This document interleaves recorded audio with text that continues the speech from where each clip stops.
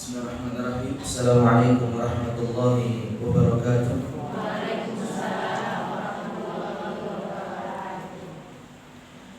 Ya alhamdulillah nahmaduhu wa nasta'inuhu wa nastaghfiruh wa na'udzu billahi min shururi anfusina wa sayyiati a'malina.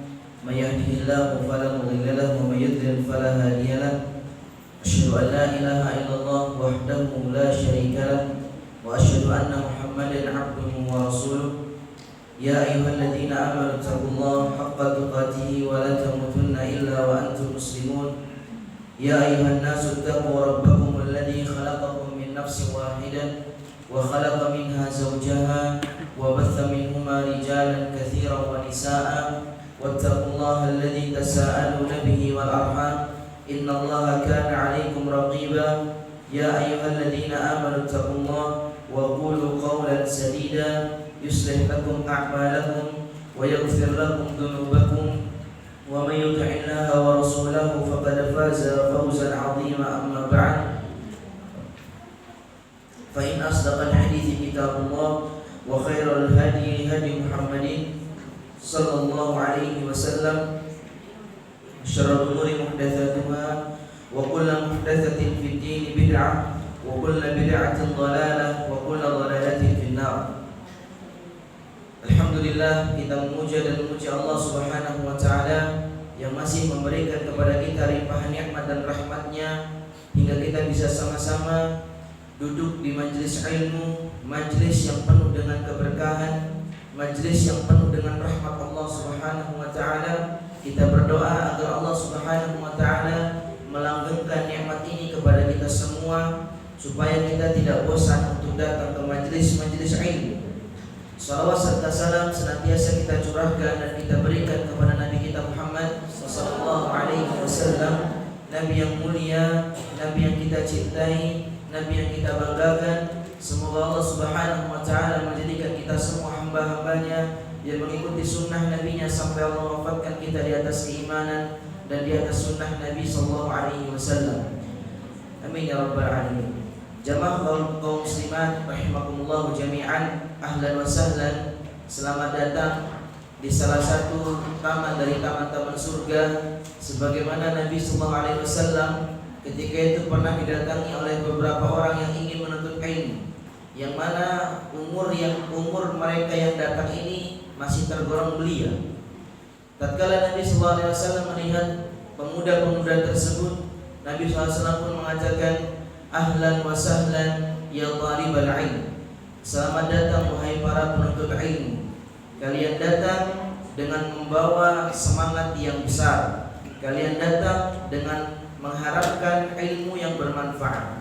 Kalian datang mengharapkan ilmu yang bisa disebarkan ke kampung-kampung kalian. Itulah yang Nabi sallallahu alaihi wasallam sebutkan kepada para sahabatnya.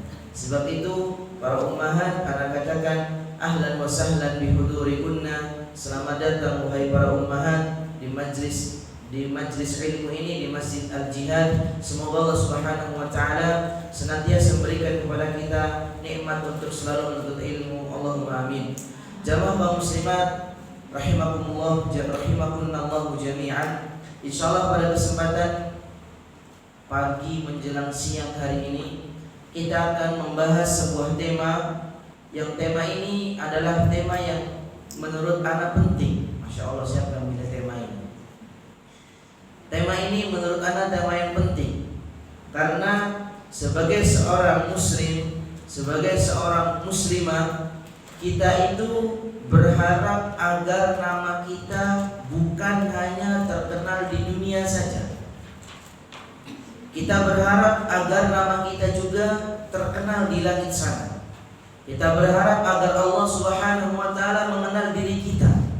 Kita berharap agar malaikat-malaikat Allah Subhanahu wa ta'ala mengenal diri kita siapa. Tujuan kita bukan hanya terkenal di dunia ini. Sebagian seseorang yang mana mereka membuat video-video konten, mereka berharap agar namanya bisa terkenal di dunia ini. Ada yang followernya 100.000, 200.000, 1 juta, 2 juta, 10 juta. Dia terkenal di dunia ini. Tapi kalau sudah berkaitan tentang langit namanya tidak dikenal. Jadi jangan sampai orientasi kita terkenal di dunia tapi tidak terkenal di langit sana. Harus kita balik, bagaimana caranya kita bisa terkenal di langit walaupun di dunia kita tidak terkenal. Karena apa untungnya kita dikenal di dunia?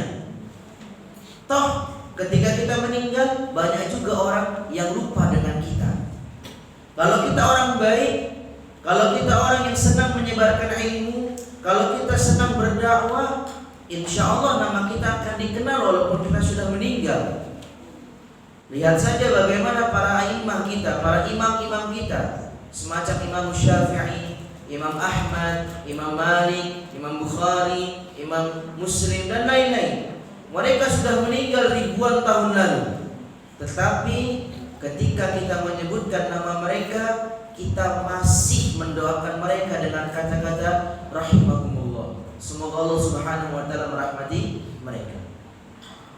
Mereka hidup di dunia menyebarkan ilmu, menyebarkan dakwah, menyebarkan kebaikan. Akhirnya Allah Subhanahu wa taala memperkenalkan namanya sampai berabad-abad.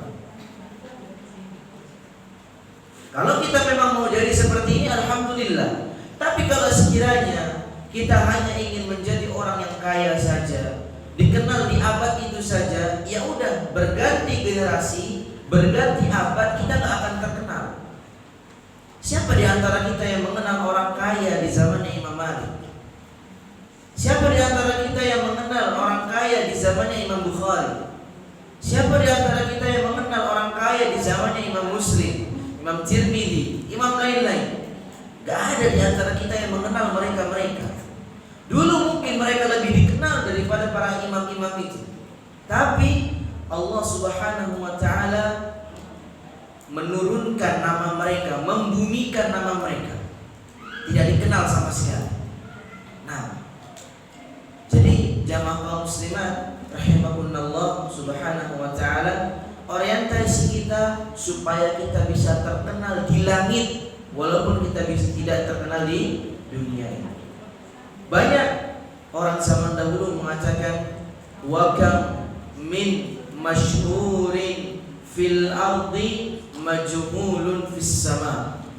Alangkah banyaknya manusia-manusia yang dikenal di bumi tapi di langit dia tidak dikenal. Kebalikannya, wa kam min majhulin fil ardi masyhurun fis sama. Dan alangkah banyaknya orang-orang yang di dunia mereka enggak dikenal, tetapi di langit namanya menggelegar terkenal. Bagaimana caranya kita menjadi orang-orang seperti itu? Nabi SAW dalam sebuah hadis riwayat Imam Muslim, beliau pernah mengatakan, "Rubba ash'ati akhbar."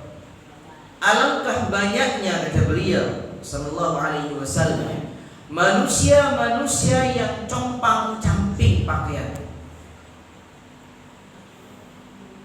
rambutnya penuh dengan debu, madfu'un bil abwab. Kalau orang ini yang rambutnya penuh debu dan bajunya compang-camping ini, dia ngantri di hadapan manusia, dia akan ditolak karena dia nggak dikenal sama manusia-manusia lain. Tetapi kata Nabi SAW, "Lau aqsama 'ala Allah la abarra." Orang ini walaupun dia nggak dikenal di dunia, tapi kalau dia mengatakan wallahi, demi Allah, semoga Allah Subhanahu wa taala menurunkan azab kepada kalian, Allah Subhanahu wa taala langsung turunkan azab kepada kaum itu. Menandakan bahwasannya orang ini enggak dikenal di dunia, tapi namanya terkenal di langit sana. Banyak orang-orang seperti ini, jamaah kaum muslimat. Maka orientasi kita ulangi lagi. Jangan sampai orientasi kita hanya terkenal di dunia, tapi kita harus dikenal di langit sana. Allah Subhanahu wa taala mengenal kita. Para malaikat-malaikat Allah Subhanahu wa taala juga mengenal kita. Bagaimana caranya itu? Nah, kita akan menyebutkan beberapa cara agar nama kita bisa dikenal. Dikenal di mana, Ibu?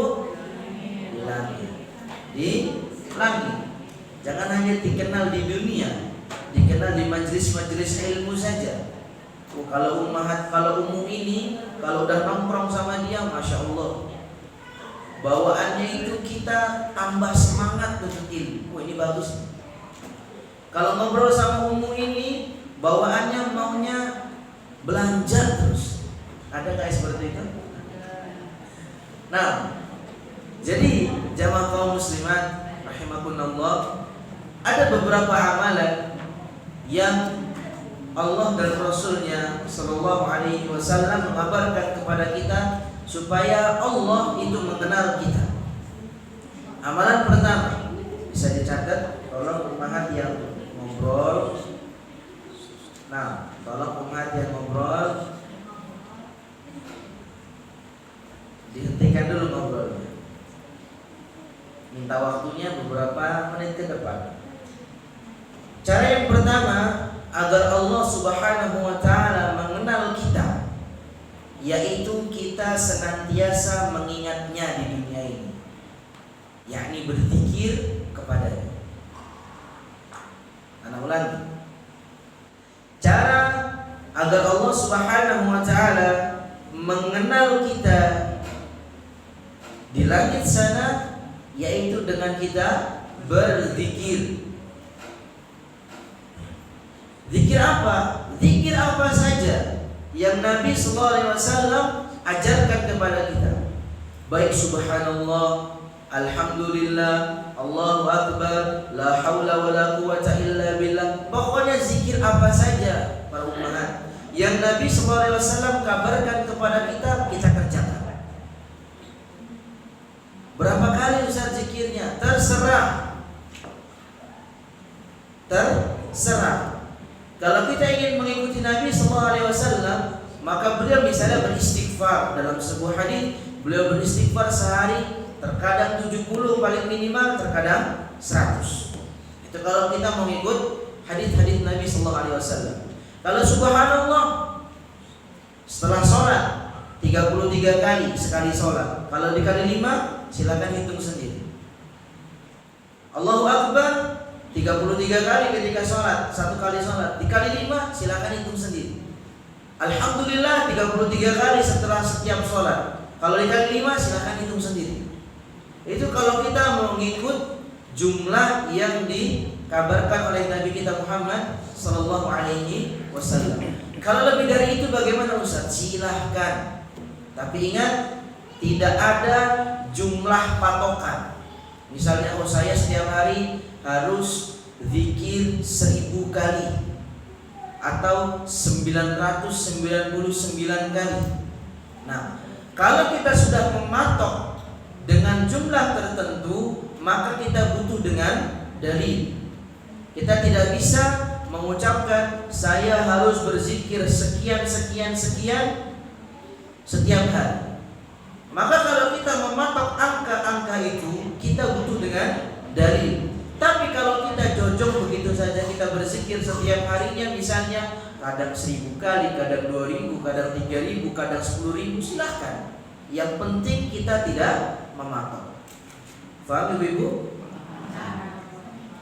Allah Subhanahu wa taala firmankan di dalam Al-Qur'anul Karim, Allah mengatakan fadhkuruni adzkurkum.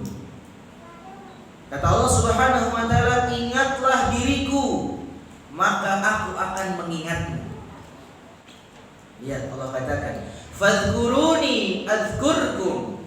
Ingatlah diriku, maka aku akan mengingatmu. Kapan? Dimanapun, kapanpun. Kalau kita berzikir kepada Allah Subhanahu wa taala, Allah akan mengingat kita tatkala kita sedang sedih. Allah Subhanahu wa taala juga akan mengingat kita tatkala kita sedang sempit kehidupannya. Dan Allah juga akan mengingat kita tatkala kita sedang lapar.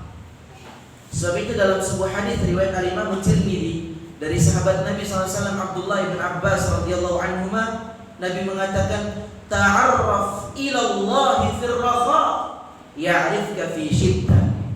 Kenalilah Allah Subhanahu wa taala ketika kita dalam keadaan luang, maka Allah akan mengenali kita ketika kita dalam keadaan sempit.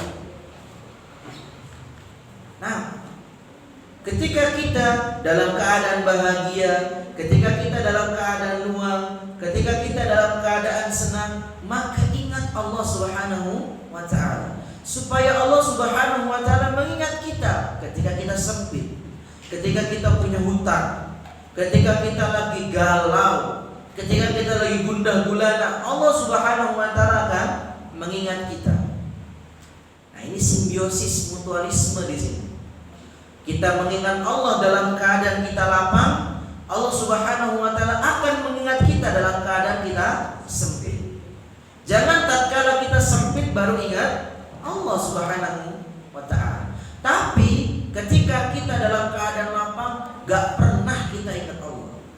Nah, orang-orang seperti ini Ibu, kalau kita boleh kabarkan, orang-orang seperti ini adalah orang-orang yang paling dibenci sama Allah Subhanahu wa ta'ala. Orang-orang seperti ini paling dibenci sama Allah Subhanahu wa ta'ala. Silakan ibu-ibu lihat, kalau yang bawa Quran Android, silakan ibu-ibu lihat dalam surat Yunus ayat 22. Nah, surat Yunus ayat 22. Ini Allah Subhanahu wa ta'ala sebutkan, ceritakan kepada kita semua tentang orang-orang zaman dulu, sebelum zaman Nabi sallallahu alaihi wasallam. Bagaimana tipe mereka? Mereka adalah orang-orang yang tipenya ketika lagi sempit baru ingat Allah. Tapi kalau sedang lapang, sedang senang, mereka lupa sama Allah Subhanahu wa ta'ala.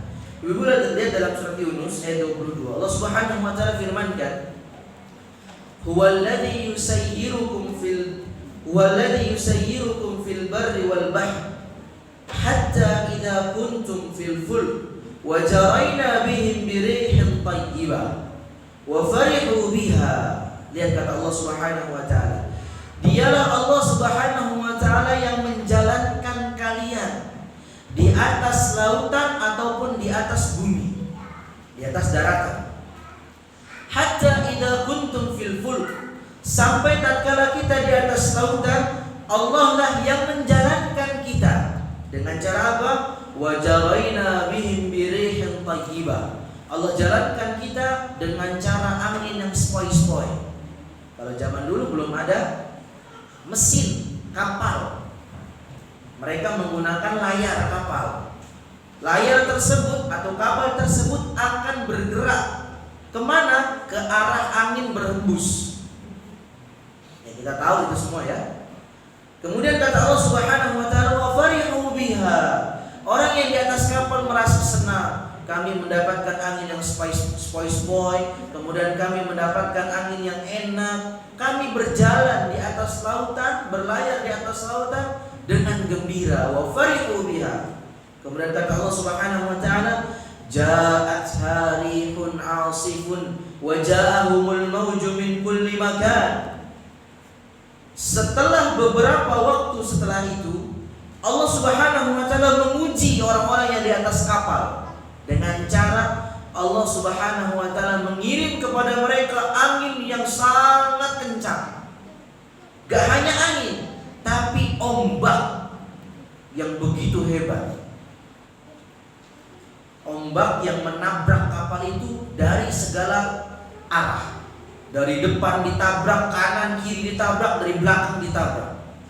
Kemudian kata Allah Subhanahu wa ta'ala, wa dhannu annahum uhita bihim. Orang yang berada di atas kapal sudah merasa, udah kayaknya kan kita ini gak selamat. Kita ini gak selamat. Ya gimana? Di atas kapal. Kalau sekarang mungkin kita bisa nelpon bantuan dari daratan, helikopter datang. Tapi itu pun membutuhkan waktu beberapa jam mungkin. Kalau zaman dulu sulit, gak ada alat komunikasi secanggih sekarang. Makanya mereka akan menganggap wa dhannu annahum muhita bihim. Kami menganggap udah kami gak akan selamat. Lihat ikhwah, lihat para umahat, bagaimana Allah Subhanahu wa ta'ala menceritakan keadaan mereka setelah mereka sudah mulai putus asa. Allah Subhanahu wa taala sebutkan, da'allaha mukhlishina lahuddin. Mereka berdoa sama-sama, ngangkat tangan dalam keadaan ikhlas banget. Mereka katakan dalam doa itu, la in anjaitana min hadhihi lanakunanna minasyakirin. Ya Allah, kalau Kau selamatkan kami di atas kapal ini, nanti kalau kami sudah sampai daratan, kami pasti menjadi orang-orang yang bersyukur ya Allah. Lihat mereka ingat Allah dalam keadaan apa ibu-ibu? Sempit. Udah gak ada lagi harapan. Mereka nganggep udah kami ini kayaknya udah meninggal habis. Udah ke bawah ombak, udah gak tahu lagi. Mereka doa ngangkat tangan.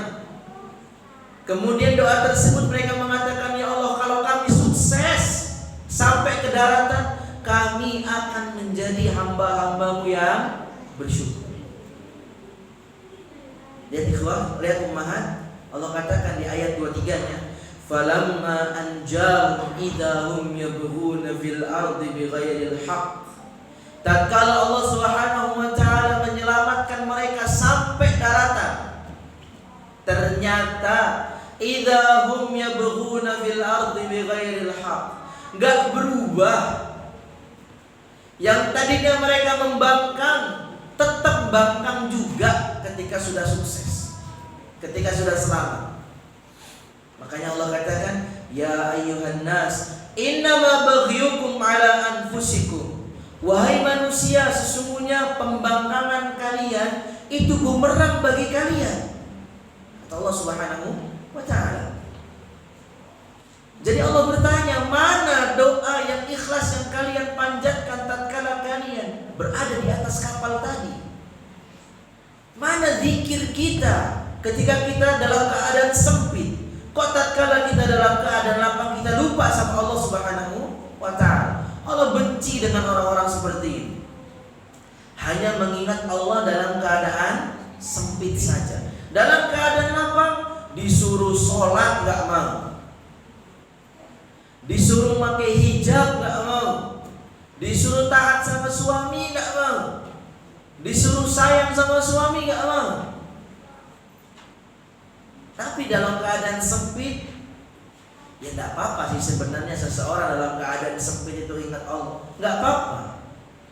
Tapi jangan tatkala kita sudah sehat kembali, sudah selamat kembali, kita balik ke aplikasi bawaan.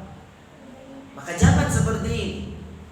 Ketika badai ujian itu menerpa kita, siogianya kita itu harus berubah. Jangan sampai badai menerpa, kemudian hilang badai tersebut, kita balik ke aplikasi bawaan. Maka ini nggak boleh. Allah Subhanahu wa ta'ala membenci hal-hal seperti ini. So itu jamaah kaum muslimat rahimakumullah, jangan sampai kita mengingat Allah hanya tatkala kita dalam keadaan sempit. Ingat Allah dalam keadaan kita lapang. Ingat Allah dalam keadaan kita senang. Allah akan mengingat kita dalam keadaan kita sempit. Terus ingat Allah Subhanahu wa ta'ala. Maka ingat para ummahat, yang lebih parah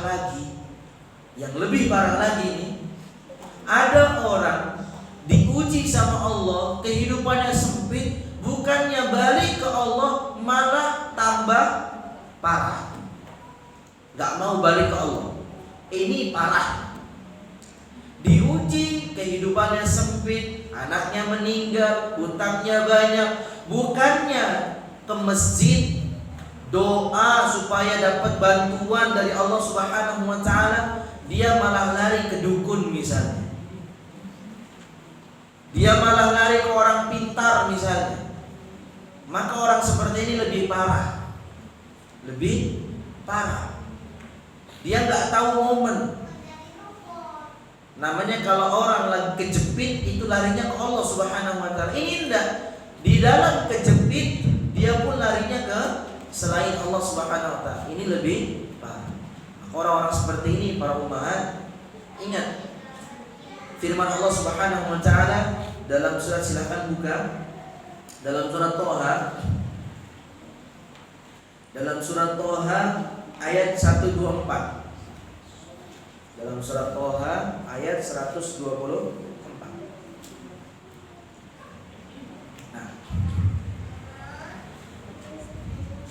orang-orang seperti ini akan mendapatkan orang-orang yang tadi dia dalam keadaan senang gak pernah ingat Allah, dalam keadaan sempit pun tambah parah. Orang-orang seperti ini Allah Subhanahu wa taala kabarkan dalam Al-Qur'an Karim dalam surat Toha ayat 124. Allah katakan, "Wa man a'rada 'an dzikri fa inna lahu ma'isyatan dhanka." Kata Allah Subhanahu wa taala, barang siapa yang menolak untuk mengingatku, dia berpaling dari mengingatku, fa inna lahu ma'isyatan dhanka, maka dia akan mendapatkan kehidupan yang sempit di bumi ini. Wa nahsyuruhu yaumal qiyamati a'ma, dan nanti pada hari kiamat dia dibangkitkan dalam keadaan buta. Dalam keadaan buta, dia nggak bisa melihat. Atau memang para ulama berpendapat di sini benar-benar dia nggak bisa melihat lewat matanya, atau matanya bisa melihat tapi hatinya tidak bisa melihat. Allah katakan, qala rabbi lima hasyartani a'ma wa qad kuntu basira. Kata Allah Subhanahu wa taala, mereka mengatakan, ya Rabb, kenapa engkau mengumpulkan kami, membangkitkan kami dalam keadaan dalam keadaan buta, padahal kami dulu di dunia bisa melihat. Maka kata Allah Subhanahu wa taala, qala kadzalika atatka ayatuna fanasitaha wa kadzalika al-yawma tunsa. Allah Subhanahu wa taala firmankan, kadzalik, seperti itulah tatkala ayat-ayat kami datang kepadamu, engkau lupa. Tatkala ujian menerpamu, engkau lupa siapa yang berikan ujian itu. Fanasitaha, engkau lupa. Wa kadzalika al-yawma tunsa. Dan pada hari ini engkau juga dilupakan sama Allah Subhanahu wa taala. Jadi ingat-ingat ibu-ibu, cara pertama agar kita bisa menjadi hamba Allah yang dikenal sama Allah, bagaimana caranya? Berzikir. Zikir apa? Terserah. Yang penting zikir yang dikabarkan oleh Nabi kita Muhammad sallallahu alaihi wasallam. Subhanallah ke, Allahu akbar, la haula wala quwata illa billah, ataupun zikir pagi petang. Silakan dibaca itu, dihafalkan. Paham ibu-ibu? Kalau kita berbicara masalah zikir ini, keutamaan zikir panjang nanti ya. Kayaknya tidak cukup waktu kita untuk membicarakan tentang keutamaan berzikir. Tapi ingat, orang-orang yang berzikir, Allah Subhanahu wa taala mengingat namanya di dunia dan di akhirat, dan Allah Subhanahu wa taala juga akan memberikan surga bagi mereka. Allah firmankan, "Wadz-dzakirina Allaha katsiran wadz-dzakirat, a'adda Allahu lahum maghfiratan wa ajran 'azima." Allah Subhanahu wa taala firmankan, para laki-laki yang berzikir dan para perempuan yang berzikir dengan zikir yang banyak, Allah Subhanahu wa taala akan mempersiapkan bagi mereka semua ampunan, dan Allah akan mempersiapkan juga balasan yang sangat besar. Balasan yang sangat besar ini apa? Surganya Allah Subhanahu wa taala. Jadi orang yang berzikir kepada Allah, mereka tidak akan pernah Allah lupakan. Mereka tidak akan pernah Allah lupakan. Nah, kemudian yang kedua,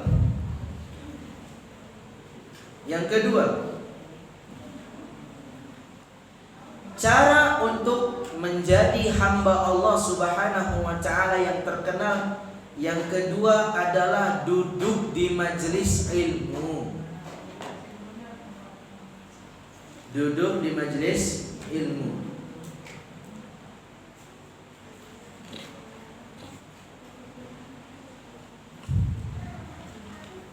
Sekarang ibu-ibu lagi praktekkan.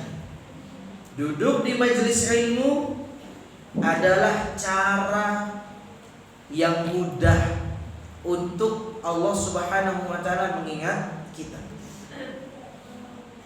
Nabi SAW dalam sebuah hadis riwayat Al-Imam Muslim dan lain-lain, ada Imam Abu Daud, Imam Tirmidzi dan lain-lain, mengabarkan kepada kita, kata Nabi SAW, "Ma jalasa qaumun fi baitin min buyutillah yatluna kitaballah wa yatadarasunahu fima bainahum illa nazalat alaihimus sakinah wa ghasyiyatuhumur rahmah wa haffathumul malaikah wa dzakarahumullahu fiman indah."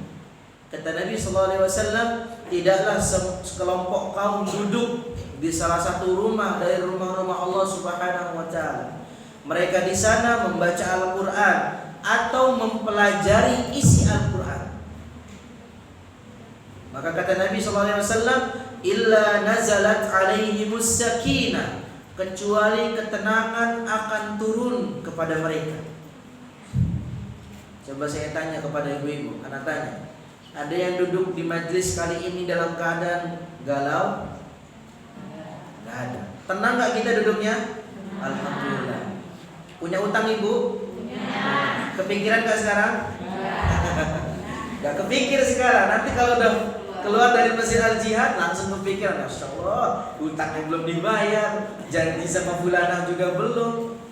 Sekarang kita tenang, gak kepikiran utang, gak kepikiran ini, gak kepikiran itu. Pikiran kita cuman, ya Allah, aku nuntut ilmu untuk mendapatkan surga. Udah itu. Makanya Nabi SAW katakan, illa nazalat alaihimus sakinah, ketenangan, ketentraman hati turun kepada kita semua sekarang. Gak ada yang galau di antara kita. Walaupun mungkin para pemudi ada yang belum nikah misalnya, gak galau sekarang. Belum ada ikhwan yang datang ke rumahnya untuk meminangnya, insya Allah gak galau duduk sekarang. Itu yang pertama. Illa nazalat alaihimus sakinah, ketenangan turun kepada kita. Kemudian kata Nabi SAW, wa ghasyiyatuhumur rahmah, rahmat Allah Subhanahu wa taala meliputi kita semua. Salam, rahmat Allah ini ibu-ibu adalah suatu hal yang kita cari. Cintanya Allah, rahmatnya Allah ini salah satu yang kita cari. Ini adalah tema besar hidup kita. Bagaimana caranya kita mendapatkan rahmat Allah Subhanahu wa taala. Kita cari sekarang ini bagaimana Allah memberikan rahmatnya kepada kita semua. Kita cari ibu-ibu. Makanya ibu-ibu sekalian, orang bisa masuk surga itu bukan hanya sekedar gara-gara dia sering beramal. Ingat, orang bisa masuk surga bukan hanya sekedar dia semangat beramal, semangat sholat, semangat puasa Ramadan, semangat puasa sunnah, semangat sedekah, semangat zakat, semangat berbagi. Bukan hanya itu. Tapi orang bisa masuk surga semata-mata karena rahmat Allah Subhanahu wa ta'ala. Makanya Nabi SAW mengatakan dalam sebuah hadis riwayat Al-Imam Muslim, Nabi mengatakan, lan yanju wa ahadukumul jannah. Kata Nabi SAW, tidak ada di antara kita yang bisa selamat masuk surga bi'amali, dengan amalannya. Para sahabat kaget. Loh, bukannya Allah Subhanahu wa taala mengabarkan kepada kita di ayat-ayat yang banyak, Allah mengatakan bahwasanya surga ini dipersiapkan bagi orang-orang yang beramal. Wa tilkal jannatul lati urithumuha bima kuntum ta'malun. Surga yang Allah persiapkan, Allah wariskan kepada mereka-mereka yang beramal. Ya ayyuhalladzina amanu dzkurullaha dzikran katsira. Ya, wahai orang-orang beriman, berzikirlah kalian dengan zikir yang banyak. Ini amalan. Kok Nabi SAW mengatakan bahwa orang masuk surga bukan karena amalan? Apakah ini kontradiksi antara hadis dengan ayat? Kita katakan tidak. Kita katakan tidak. Bagaimana jawabannya? Kita katakan seseorang tidak akan masuk surga hanya karena amalannya. Karena kenapa ibu-ibu? Surga itu mahal. Surga itu mahal. Gak bisa kita beli dengan 1 juta yang kita infakkan. Gak bisa kita beli dengan 1 miliar yang kita infakkan. Gak bisa kita beli dengan 2 rakaat yang kita kerjakan. Lah, surga itu mahal. Nabi SAW bersabda dalam sebuah hadis riwayat Al-Imam Tirmidzi, Nabi mengatakan, "Ala inna sil'atallahi hiyal ghaliyah." Sesungguhnya barang dagangan Allah itu mahal. Kemudian Nabi mengatakan, "Ala inna sil'atallahi al-jannah." Sesungguhnya yang dimaksud barang dagangan Allah itu apa? Surga. Surga itu mahal ibu-ibu. Jangan kita sombong. Saya sudah sholat 2 rakaat. Saya sudah taat sama suami saya sudah ini, sudah pasti saya masuk surga. Nah, kita jangan mengatakan demikian. Kenapa kita nggak boleh mengatakan demikian? Karena surga itu bukan karena amalan yang kita kerjakan, tapi seseorang bisa mendapatkan surga karena rahmatnya Allah Subhanahu wa taala. Makanya ketika Nabi mengatakan tadi, lan yanjuwa ahadukum bi amalihi. Seseorang tidak akan bisa selamat masuk surga dengan amalannya. Para sahabat pun bertanya, "Wala anta ya Rasulullah?" Engkau pun begitu juga wahai Nabi sallallahu alaihi wasallam. Nabi mengatakan, "Wala ana." Aku juga sama. Aku enggak akan bisa masuk surga karena amalanku.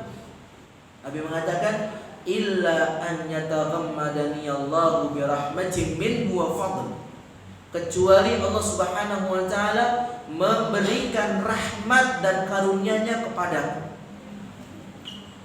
Jadi jawaban pertama tadi, surga tidak bisa didapat hanya karena amalan seseorang. Jawaban kedua, tatkala kita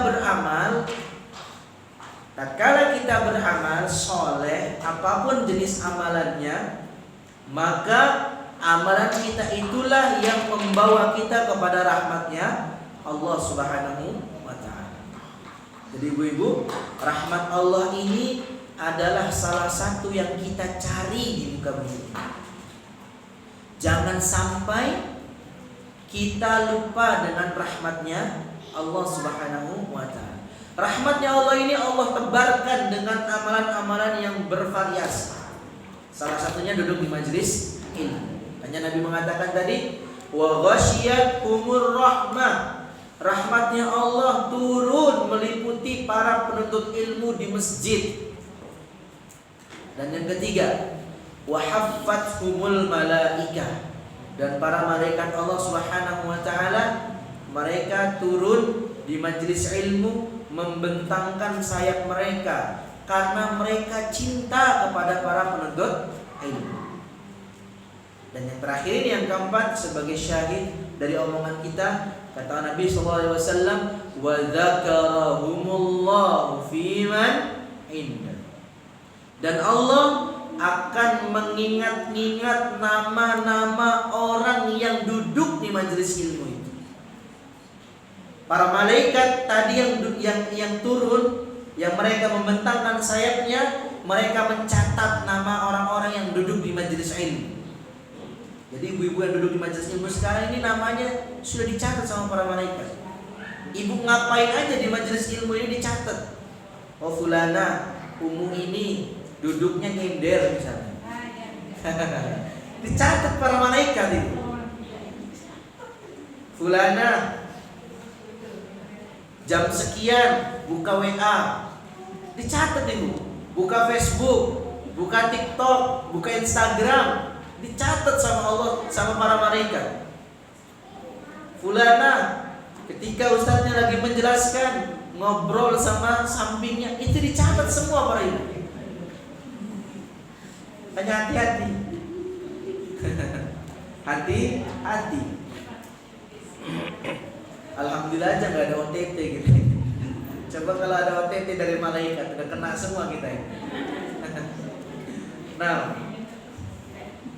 jadi ibu-ibu, Setiap yang kita kerjakan di majelis ilmu, dari mulai mencatat, mendengarkan, menulis, megang pulpen, menghapus, atau bahkan kita ngobrol pun dicatat oleh para malaikat. Dan nama-nama tersebut nanti diserahkan kepada Allah Subhanahu wa taala. Buat apa? Tadi buat yang keempat tadi. Wa dzakarahumullahu fi man 'indah. Allah Subhanahu wa taala akan menyebutkan nama-nama mereka di hadapan makhluk yang ada di hadapan Allah. Siapa para makhluk ini? Para malaikat. Lihat nama kita disebut sama Allah. Ibu, saya itu mikirin ya. Apa rasanya kalau nama kita disebut sama gubernur? Apa rasanya nama kita disebut sama wali kota, sama Bunda Epa? Apa rasanya nama kita disebut sama gubernur? Apa rasanya nama kita disebut sama presiden, wakil presiden, sama menteri? Itu udah gak ketulungan kita, senangnya bukan main. Tapi kalau yang menyebut kita adalah Rabb kita, Allah Subhanahu wa taala, bagaimana coba rasanya kita? Nama fulana, fulana, fulana, fulana, di hari ini, tanggal ini, jam ini lagi di majelis ilmu.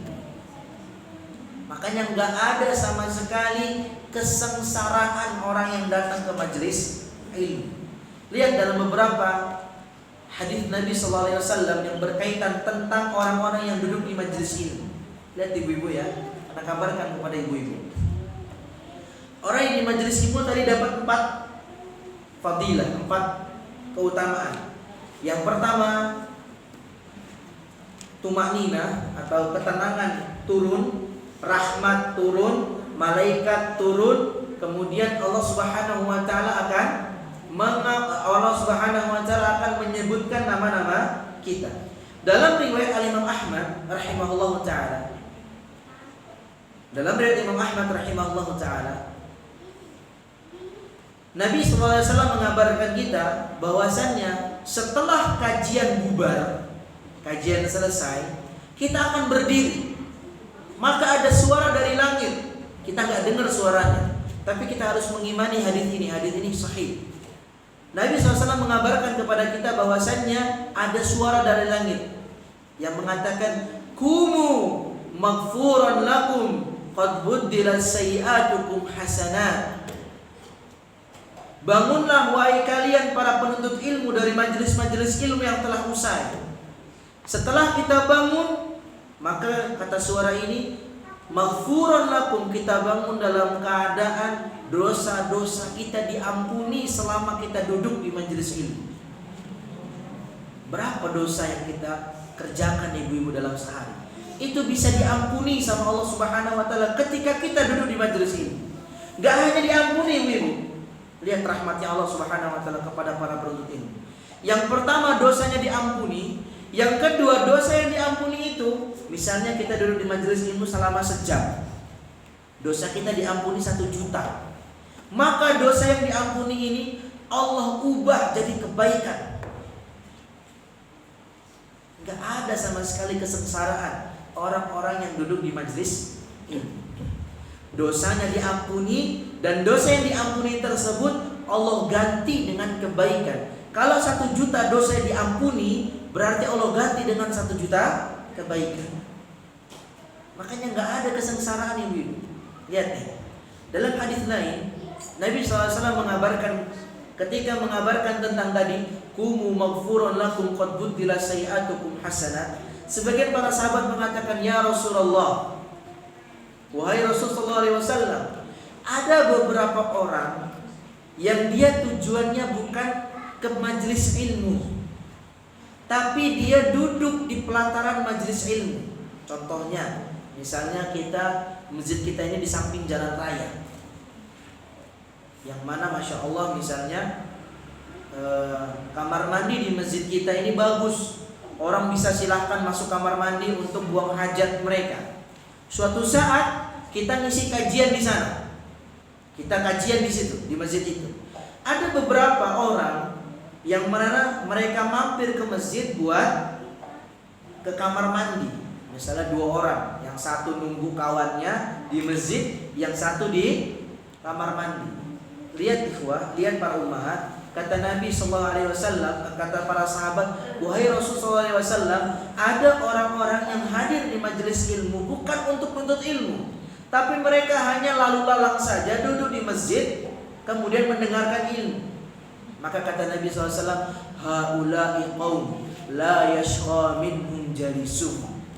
Mereka adalah orang-orang yang mereka para penuntut ilmu adalah orang-orang yang orang lain datang kepada mereka juga mendapatkan fadilah yang sama, mendapatkan keutamaan yang sama. Orang datang ke masjid cuma nunggu temannya di kamar mandi, dia dengar 5 menit 10 menit duduk di masjid, dia dapat keutamaan yang sama. Keutamaan apa? Tadi 4 tadi. Gak ada sama sekali kesengsaraan ibu-ibu duduk di majelis ilmu. Kita balik lagi ke pembahasan kita. Orang ketika duduk di majelis ilmu, maka namanya akan terkenal di langit. Allah Subhanahu wa ta'ala akan menyebutkan namanya di hadapan para malaikat-malaikatnya yang sangat-sangat agung. Ibu-ibu semangat untuk menuntut ilmu. Semangat untuk menuntut ilmu. Ustaz, kalau kita nggak bisa datang ke majelis ilmu, Ustaz, contohnya kita lagi sakit, kemudian kan majelis ilmunya live, Ustaz. Kalau kita di rumah gimana dengerinnya? Kalau kita di rumah bagaimana dengerinnya? Apakah kita mendapatkan keutamaan yang sama? Kita katakan tidak. Kita katakan tidak. Orang yang mendapatkan keutamaan yang kita sebutkan tadi adalah orang-orang yang mereka berusaha datang ke majelis ilmu, di masjid atau di kelas. Tapi kalau orang yang di rumah, dia belajar lewat HP-nya, mendengarkan YouTube, mendengarkan Facebook, dia nggak dapat keutamaan itu. Tapi ada keutamaan lain nggak Ustaz yang akan dia dapatkan? Naam. Keutamaan apa Ustaz? Keutamaan menuntut ilmu. Nabi SAW bersabda dalam sebuah hadis riwayat Al-Imam Muslim, man salaka tariqan yaltamisu fihi ilman sahhalallahu lahu bihi tariqan ilal jannah. Nabi mengatakan, barang siapa yang menuntut ilmu, menempuh satu jalan, dia menuntut ilmu di situ, maka Allah Subhanahu wa ta'ala akan mudahkan jalannya menuju surga. Nah, orang yang menuntut ilmu di rumah, di tokonya, ataupun dimanapun, selain di masjid ataupun di kelas, dia akan mendapatkan keutamaan ini. Gak ada kesengsaraan sama sekali tatkala kita menuntut ilmu. Kayak ibu-ibu semangat menuntut ilmu. Hadir kajian. Seminggu minimal 1 kali ibu-ibu duduk di kajian. Dimanapun itu, kalau ada kajian silakan datang. Yang penting kajiannya bukan hanya ketawa-ketawa saja di kajian itu. Harus ada kalamullah, kalam Rasulullah, dan perkataan para sahabat. Kemudian di kajian tersebut harus dibicarakan di dalamnya halal dan haram. Kalau hanya ketawa-tawa saja para ibu, para ummahat, kajian boleh nggak ketawa? Boleh-boleh saja. Tapi kalau sekiranya dari awal sampai akhir isinya ketawa, ya nggak akan manfaat kita di situ duduknya. Makanya sebagian para ulama tatkala menjelaskan tentang apa itu majelis ilmu, mereka mengatakan majalisul ilm hiya majalisul halal wal haram. Majelis ilmu itu adalah majelis halal dan haram. Kaifa tabi' wa kaifa tashtari. Bagaimana caranya kita membeli dengan cara yang halal, bagaimana caranya kita menjual dengan cara yang halal. Kaifa tatazawwad wa kaifa tuqallib. Bagaimana caranya kita nikah, bagaimana caranya kita mentalak. Intinya majelis ilmu adalah majelis yang di dalamnya isinya adalah hal-hal yang bermanfaat. Itu majelis ilmu. Sebab itulah kata Imam Ibnu Qayyim rahimahullah taala ketika beliau menjelaskan tentang apa itu ilmu, beliau mengatakan al-ilmu qala Allah qala rasuluhu qala as-sahabatu hum ulul irfan. Ilmu itu adalah perkataan Allah, perkataan Rasulnya, dan perkataan para sahabat, yang mana mereka adalah orang-orang terbaik. Mal ilmu nasbaka lil khilafi safahatan bainar rasuli wa bainar ra'i fulan. Bukan dinamakan ilmu ketika kita sudah berani untuk membenturkan antara perkataan Nabi dan perkataan seorang selain Nabi Muhammad sallallahu alaihi wasallam. Jadi para ummahat, ibu-ibu yang semoga Allah Subhanahu wa taala memberikan rahmat selalu kepada para ibu-ibu, hadir kajian walaupun sepekan sekali. Kalau nggak bisa sepekan sekali, ya udah 2 pekan sekali. Kalau nggak bisa, udah deh. Kita menyesal kehidupan kita kalau kita hanya ingat dunia saja. Nah, jadi itu cara yang kedua, tatkala kita ingin menjadi hamba-hamba Allah yang nama kita dikenal oleh Allah Subhanahu wa taala. Kemudian cara yang ketiga.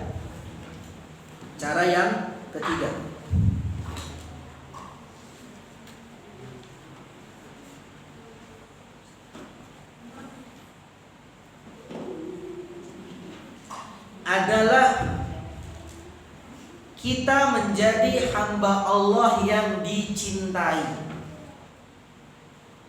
Kita menjadi hamba Allah Subhanahu wa taala yang dicintai. Nah, ingat, cintanya Allah Subhanahu wa taala adalah hal yang kita cari.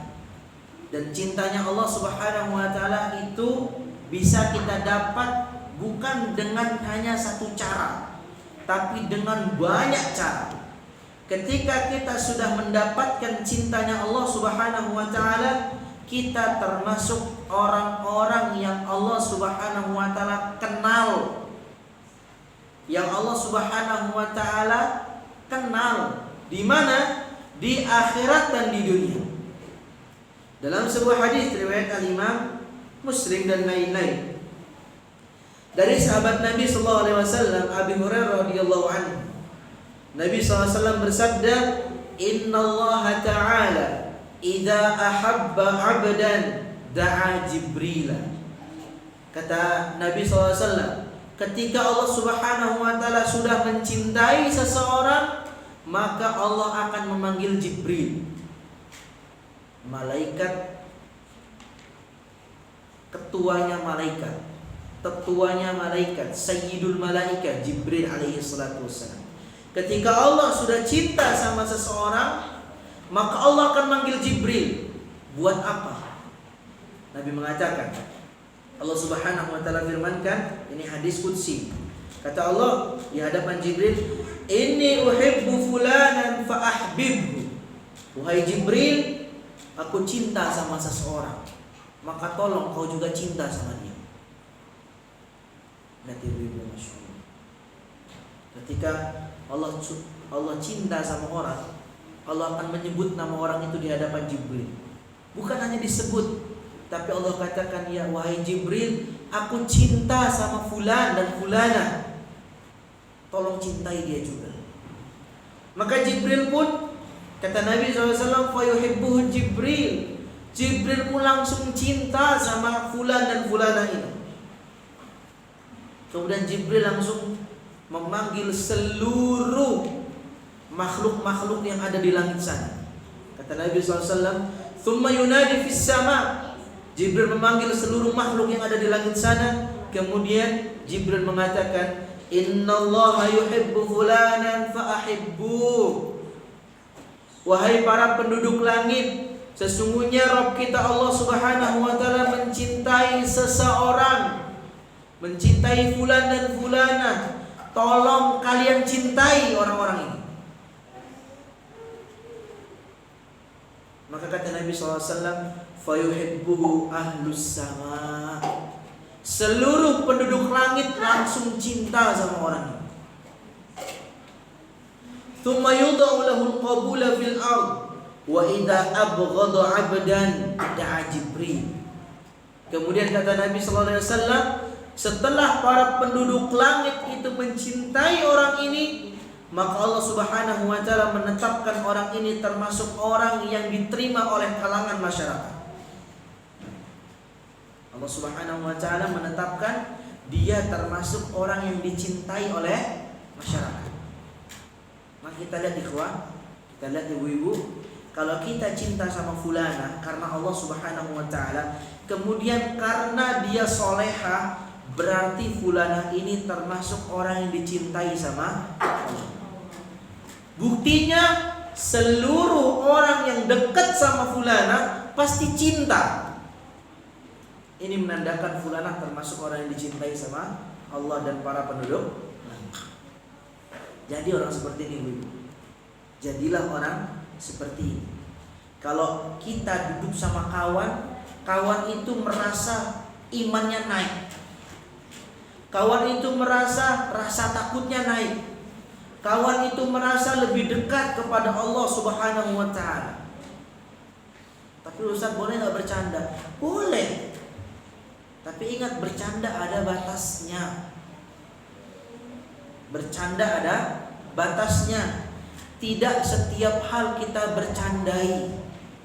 Sebagian manusia sekarang, masya Allah, naudzubillah, semoga Allah Subhanahu wa taala menyelamatkan lisan kita dari lisan-lisan seperti mereka. Mereka diterima masyarakat bukan karena prestasi, tapi karena jokes. Tahu jokes, ibu-ibu? Candaan-candaan yang kata mereka dark jokes, candaan-candaan gelap. Apa yang mereka candain? Mulai mereka membercandakan agama, mulai mereka membercandakan nabi, mulai mereka membercandakan syariat. Ini sekarang yang lagi dibumingkan oleh para pemuda dan pemudi. Kalau sudah fulan itu ngomong masalah canda agama, rame yang datang, seakan-akan dia dicintai. Banyak gak seperti ini ibu sekarang? Banyak. Nah, tapi yang lebih lucu lagi, yang nonton banyak yang berjilbab, yang nonton banyak kaum muslimin. Senang mereka hal-hal demikian. Padahal Allah Subhanahu wa taala diejek, Nabi sallallahu alaihi wasallam diejek, agama Islam diejek. Kok gak ada sama sekali cemburu mereka terhadap ejekan-ejekan demikian? Makanya ini harusnya kita pertanyakan tentang keimanan mereka ya. Kok ketika Islam diejek mereka malah senang, malah ketawa, malah terbahak-bahak? Na'udzubillahi min dzalik. Bercanda boleh. Siapa yang mengatakan bercanda tidak boleh? Nabi SAW beberapa kali beliau bercanda kepada para sahabat. Para sahabat juga bercanda kepada Nabi SAW.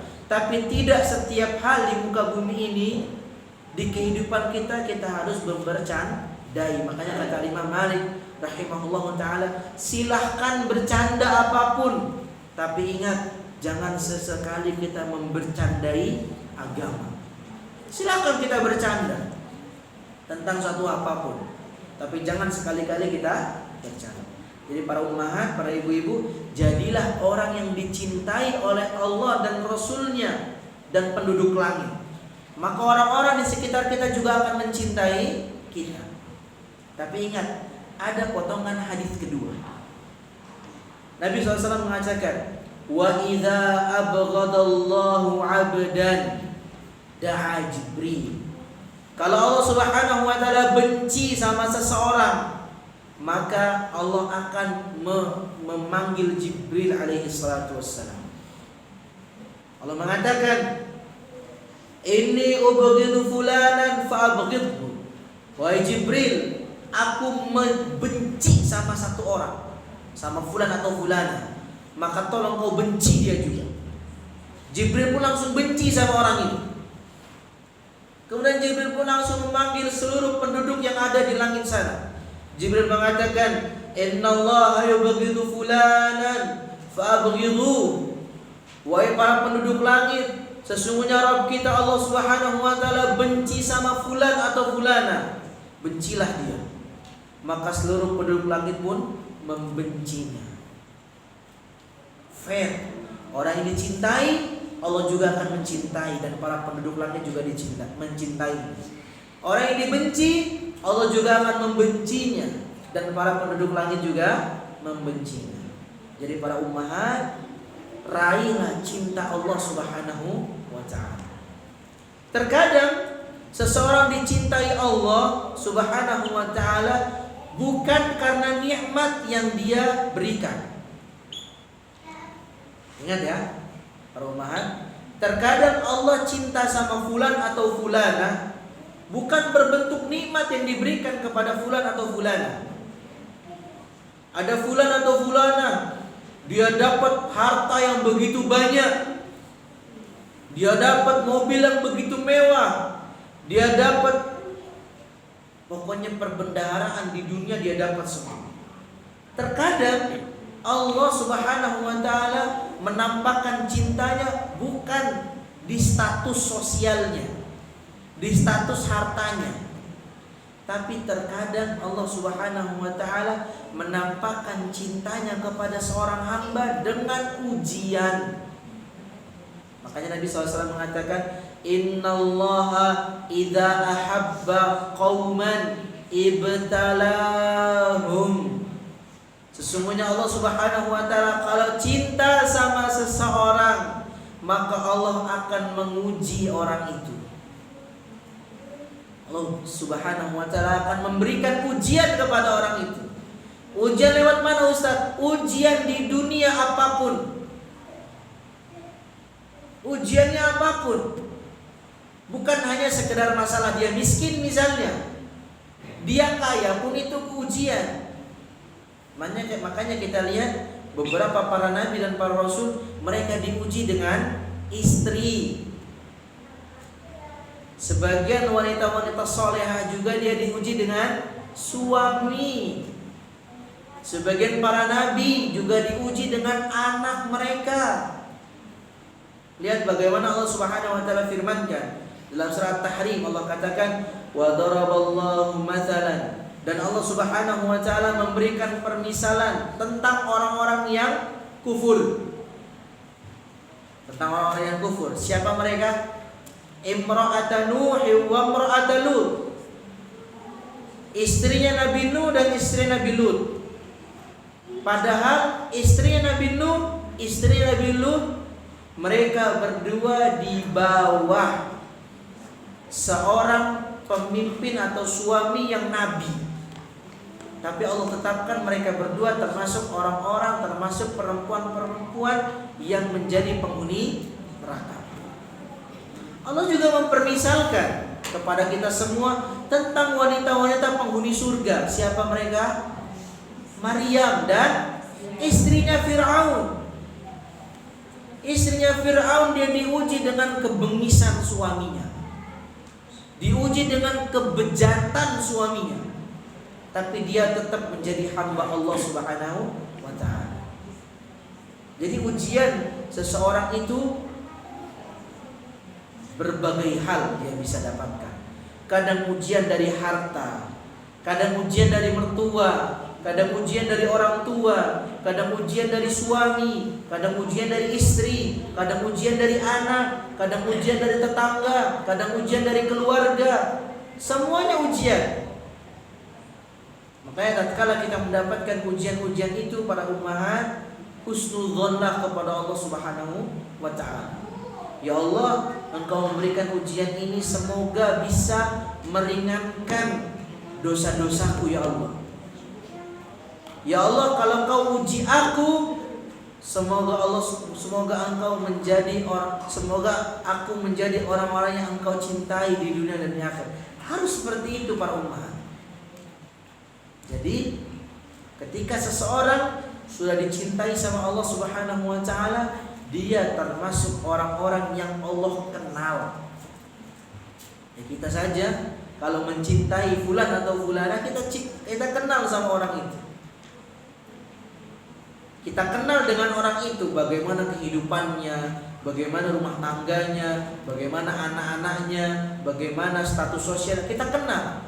Apalagi Rabb kita. Ketika kita termasuk orang yang dicintai sama Rabb kita, Allah Subhanahu wa ta'ala mengenal kita 100%. Kehidupan kita Allah kenal. Kita butuh apa, kita minta sama Allah, Allah Subhanahu wa taala akan memberikan permintaan itu. Maka jangan sekali-kali para ummahat kita meremehkan cintanya Allah Subhanahu wa taala. Nah, jadi inilah 3 hal yang bisa kita praktekkan. Sebenarnya banyak para ummahat. Masalah cinta saja, poin ketiga ini, itu amalan banyak. Amalan yang bisa menyebabkan seseorang dicintai sama Allah itu banyak. Dan mungkin kita bisa sebutkan semuanya. Intinya hadis-hadis yang menjelaskan tentang seseorang bisa mendapatkan cintanya Allah itu banyak. Kita bisa mempraktekkan hadis-hadis tersebut agar kita menjadi orang-orang yang dicintai sama Allah dan orang-orang yang dikenal sama Rabb kita Allah Subhanahu wa taala. Jadi ini 3 poin. Yang pertama apa? Zikir. Nah, ingat para ummahat, zikir itu gak ngambil waktu banyak. Kita naik motor bisa berzikir. Kita lagi duduk bisa berzikir. Kita lagi masak bisa berzikir.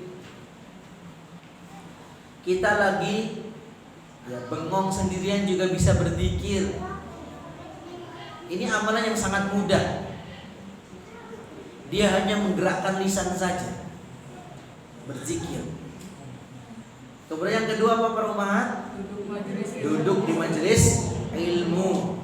Ingat nasihat anak, tolong kita duduk di majelis ilmu minimal sepekan berapa kali? Sekali. Kalau lebih itu lebih baik. Lebih baik 2 atau 3 atau 4 kali, tapi jangan terlalu banyak. Anak katakan ya, jangan terlalu banyak. Kenapa jangan terlalu banyak? Ada kewajiban-kewajiban yang nantinya terbengkalai. Benar? Masaknya, ngurus rumah tangga, kemudian ngurus anak, ngurus istri. Nah, kita harus memprioritaskan hal-hal yang memang kewajiban. Kita lihat wajibnya yang paling wajib yang mana? Ngurus suami, anak, atau kajian.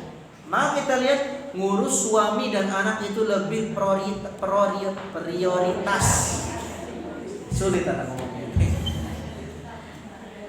Itu lebih wajib. Tapi jangan kita nasihati juga suami kita. Jangan, Bang atau Mas, kalau adik nuntut ilmu, tolong berikan juga kesempatan. Misalnya minimal sekali dalam sepekan. Nah, atau 2 kali dalam sepekan. Tapi kalau sudah sepekan sampai 7 kali juga kita nuntut ilmu, maka ini ada hal yang salah di diri kita. Nah, setiap malam kita keluyuran untuk nyari kajian, atau setiap siang, setiap sore kita keluyuran nyari kajian. Anak lupa untuk kita mandiin misalnya. Malam juga kita lupa untuk masakin suami. Suami pulang ke rumah dalam keadaan dia capek habis bekerja, buka tudung saji isinya cuma piring doang. Ya akhirnya jangan salahin suami kalau suami marahin kita. Nah, jadi ibu-ibu, anak nasihati, silahkan kajian, tapi kita lihat mana yang lebih wajib. Mana yang lebih wajib. Tapi kalau misalnya ada mahasiswi juga yang duduk sekarang atau yang lagi nonton ini, dia belum ada tanggungan, dia belum punya suami, ataupun dia juga lagi ngekos, dia belum ada tanggungan, maka silakan sebanyak-banyaknya dia menuntut ilmu.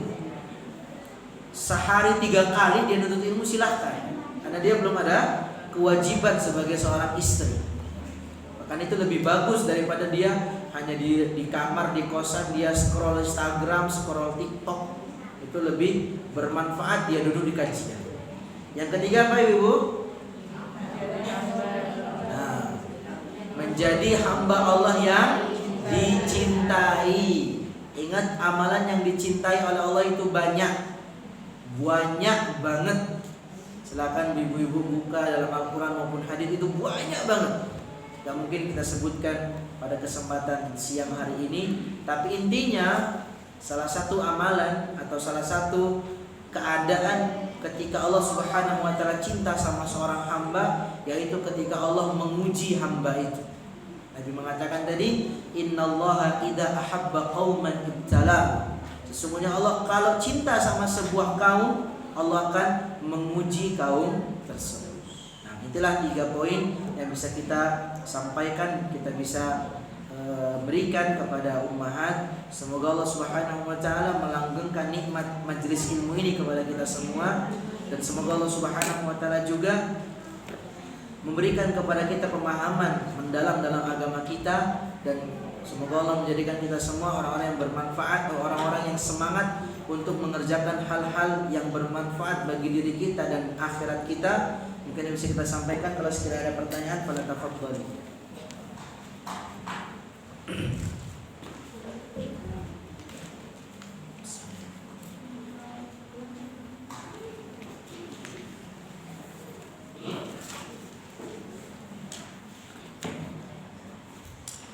Bismillah Ustaz, apakah boleh melaksanakan salat tahajud pada jam 9 malam tapi dalam kondisi sudah tidur?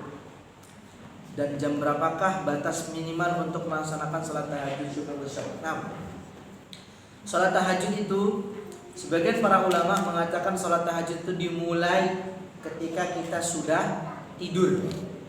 Walaupun kita tidur 5 menit atau 10 menit, tatkala kita bangun kita boleh melaksanakan salat tahajud. Bolehkah kita salat tahajud jam 9? Boleh-boleh saja. Boleh-boleh saja. Tapi waktu yang afdol melakukan salat tahajud kapan? Sepertiga malam terakhir.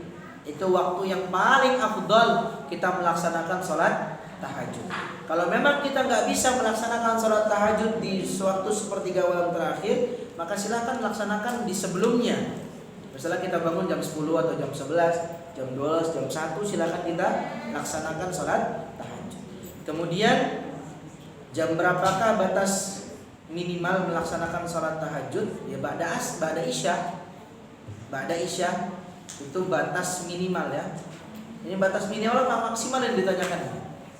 Kalau minimal ini sebelum isya atau sebelum isya, sesudah isya. Maksimalnya itu ya sebelum azan subuh. Nah, itu batas maksimal kita salat tahajud. Wallahu a'lam bishawab.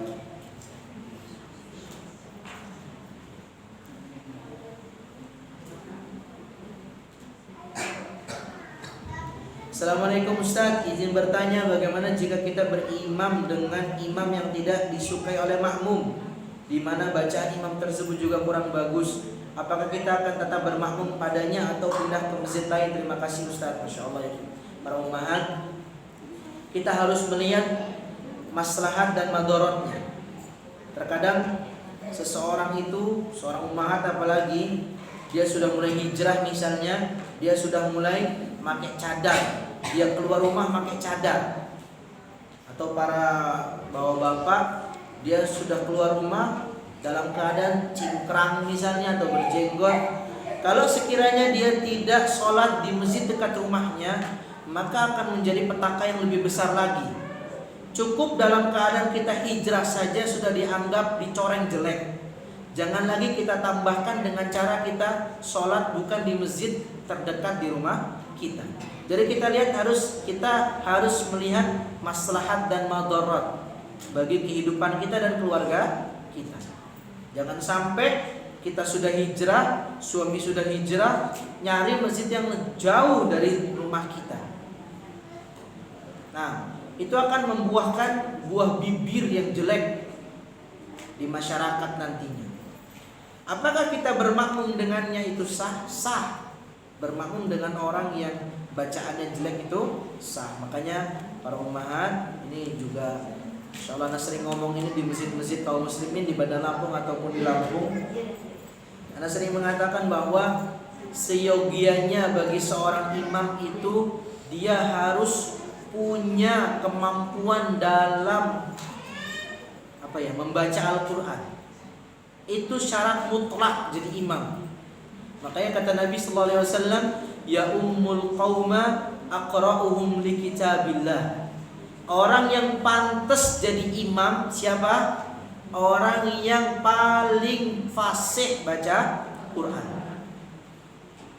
Ini permasalahannya sekarang, masya Allah ibu-ibu, permasalahannya di masjid-masjid kaum muslimin sekarang bukan yang dicari yang bisa baca Quran. Yang dicari apa? Orang tua yang sudah haji. Kalau sudah haji, maka orang-orang yang baca Quran akan mundur ke belakang. Padahal syarat dari Nabi SAW bukan yang sudah haji. Syarat dari Nabi SAW bukan yang sudah pergi ke tanah Mekah, tapi yang fasih baca Quran. Makanya masya Allah kalau di negara Arab, baik itu Arab Saudi ataupun di negara-negara Arab, imam itu dipilih langsung oleh pemerintah. Walaupun masjid kecil, walaupun musola kecil, langsung dipilih sama pemerintah. Dan mereka digaji sama pemerintah. Digaji sama pemerintah para umat. Anda pernah mendapat kabar dari beberapa ustadz yang kuliah di sana. Kalau kita bertanya kepada anak-anak kecil di Saudi terkhusus, kalau kita tanya sama anak-anak kita lah, anak-anak muda kita di Indonesia ini, kalau kita tanya gedenya mau jadi apa? Kalau SD mungkin gedenya mereka ngomong mau jadi pilot, mau jadi dokter, mau jadi guru, itu pun sedikit. Tapi kalau kita lebih tinggi lagi, kita tanya anak SMP atau SMA, gede mau jadi apa? Jawabannya udah beda. Apa ibu-ibu jawabannya biasanya? YouTuber, konten kreator. Ini cita-cita anak zaman sekarang. Tapi kalau kita pergi ke Saudi, dan ini bukan satu dua anak yang pernah ditanya oleh para asatidz kita, anak pernah mendengar, kalau mereka ditanya mau jadi apa besarnya, di antara mereka ada yang mau jadi ulama, di antara mereka yang mau jadi imam masjid, di antara mereka ada yang mau jadi qadhi, hakim. Karena bagusnya pengelolaan dana di sana. Jadi orang yang imam ataupun muadzin sekalipun itu digaji oleh pemerintah. Itu kalau dikelola APBN atau APBD dengan baik itu seperti itu. Orang yang imam, yang muadzin di masjid ataupun di musola kecil dia dapat gaji dari pemerintah. Sebab itulah gak sembarang orang bisa jadi imam di negara-negara Arab. Karena orang yang jadi imam itu harus fasih baca Quran. Jadi ibu-ibu kalau ingin sholat di belakang orang seperti ini silahkan. Tapi kalau mau sholat di tempat orang lain juga silahkan. Yang penting kita harus melihat maslahat dan madharat. Paham ibu-ibu?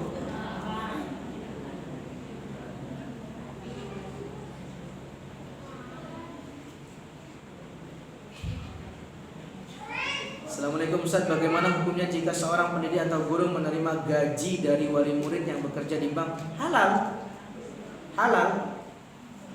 Dan gak mungkin juga ibu-ibu kita nanya sama orang yang ngasih ke kita, ini duitnya halal apa haram? Kita digebuk nanti, dilempar sama mereka. Nah, ini sama sepertinya para pengajar ini mereka jual jasa. Waktu mereka terpakai untuk mengajar anak-anak kita, maka kita beli jasa mereka. Ini sama halnya kita dagang di pasar. Ibu kalau dagang di pasar, dagang baju atau dagang apapun, dagang kue, dagang buah-buahan, pernah nggak ibu-ibu datang orang kepada kita nanya, Pak, Bu, ini duit yang Bapak berikan kepada saya halal apa haram? Pernah nggak? Nggak pernah. Kalau kita bertanya demikian, kabur semua nanti. Nggak ada yang beli barang dagangan kita, malah kita nanti terkenal di tempat kita. Jangan beli di Umu itu, yang cadaran itu orang nggak tahu gimana otaknya itu. Dia mungkin mesti akan jadi buah bibir. Nah, jadi menerima gaji dari wali murid yang bekerja di bank halal. Kan duitnya haram Ustaz. Itu urusan dia dengan Allah Subhanahu wa taala. Adapun urusan kita dengan para wali murid itu urusan beda, bukan urusan bank di sini. Paham Ibu? Dan apakah boleh menerima hadiah di luar dari gaji tersebut? Masya Allah, ini sesuai SOP ya. Terkadang ada beberapa perusahaan atau beberapa tempat bekerja mereka melarang karyawan-karyawannya menerima hadiah dari dari orang luar. Ini tergantung SOP-nya. Tapi sebagian di antara di antara sekolah-sekolah ataupun pabrik-pabrik ataupun yang lainnya mereka membolehkan menerima. Tapi dalam sebuah hadis Nabi SAW mengatakan hadiyatul ummal gulul. Hadiah seorang pekerja itu termasuk kebohongan. Makanya hati-hati untuk menerima hadiah-hadiah seperti ini. Haram sih enggak. Cuman terkadang ya kita berbicara masalah etika ya. Terkadang seorang pengajar dia punya murid banyak misalnya. Satu kelas dia 10 atau 15 atau 20 orang.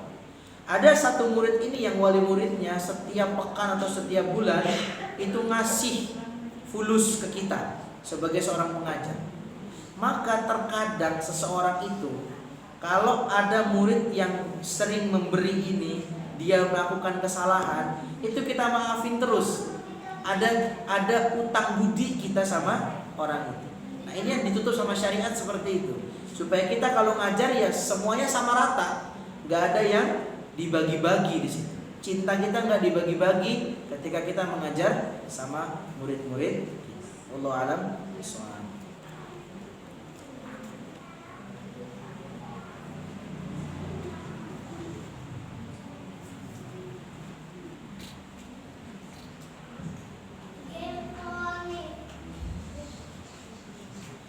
Assalamualaikum Ustaz, dalam sholat ketika hendak sujud maka mana yang dahulukan antara lutut atau telapak tangan? Masya Allah, ini ibu-ibu ini perdebatan panjang di antara para ulama.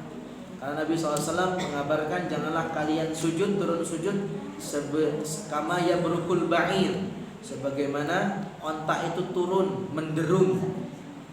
Nah, ini perdebatan di antara para ulama. Onta itu menderung, duduk itu depan atau belakang duluan, itu perdebatan panjang di antara para ulama, para ummahat. Tapi yang ana kuatkan yaitu mendapatnya Syekh Albani rahimahullah taala, beliau kalau sujud itu tangan duluan yang turun, bukan lutut duluan.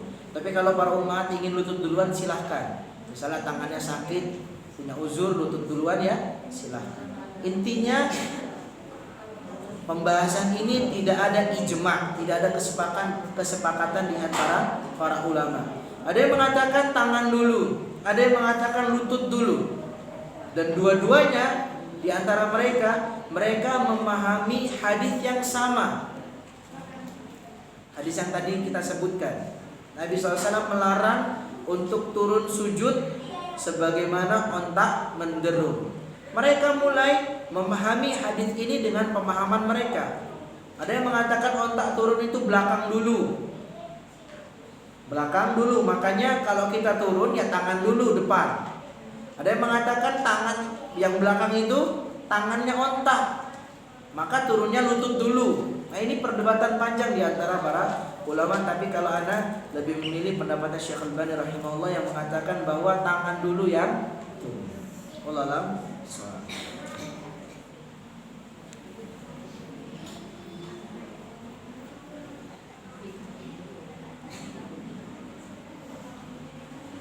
Assalamualaikum Ustaz, izin bertanya, Ana beberapa bulan yang lalu bermimpi di atas langit ada yang berkata, kenapa kamu tidak tobat-tobat dan jaga anakmu? Apa mimpi tersebut ya Ustaz?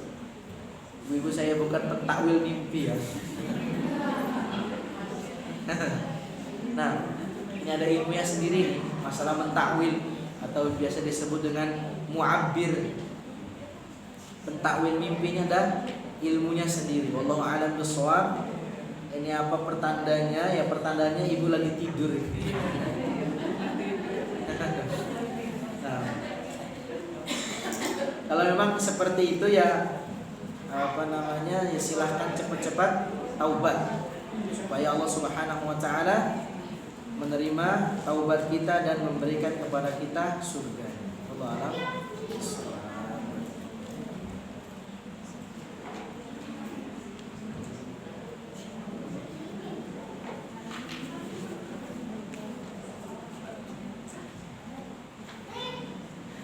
masalah yang ini, wallahu alam, ana enggak tahu jawabannya.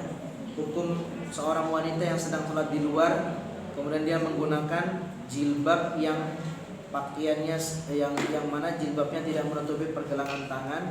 Allah alam, ana tidak tahu, tapi yang setahu ana wajib untuk menutup pergelangan tangan. Itu yang ana tahu. Tapi Allah alam, mungkin nanti di kesempatan yang akan datang atau nanti ana ngechat ummahat yang ngechat ana ini, ana cari jawabannya apakah sholatnya sah atau tidak. Allah alam, mungkin yang bisa kita sampaikan para ummahat. Lebih kurangnya mohon maaf. Tetap kajian kita dengan doa untuk majelis. Assalamualaikum warahmatullahi wabarakatuh.